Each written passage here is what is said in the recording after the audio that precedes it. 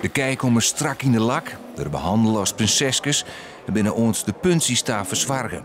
Elke keer doet zijn best om ervoor te zwaardigen dat Cinco haastens de mooiste is op het podium. Poetst hem op en wat spullen dat ze mooi beginnen te glimmen, dat ze op hun best in een ring komen. En dit met alles krijg een beetje terugrennen, maar ja, je ziet net zo vol hier bij deze, dat er langer lijkt.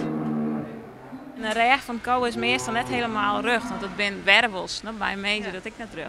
Maar als dat mooi rug maakt, is dat ben krijg altijd erom gaat de laatste dingetjes.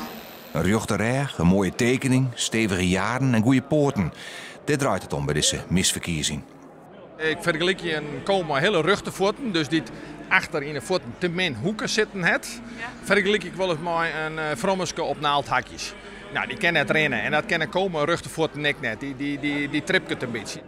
Jet is wie in de veekeuringen wichtig voor de fokkerij. Joetedij wordt dat online regelen. Is deze keuring dan pure nostalgie? Of is het in 2015 nog een belangrijke dag voor de boeren? Van een deel is het toch wel een beetje nostalgie, maar aan de andere kant is het ook veel eer. Hè? Je hebt een goede kei in de stal en je hebt de mogelijkheid om ze de concurrentie te laten met de kei van de andere boeren. Hier hebben we gewoon heel veel plezier om. Het is een stukje presentatie van je bedrijf.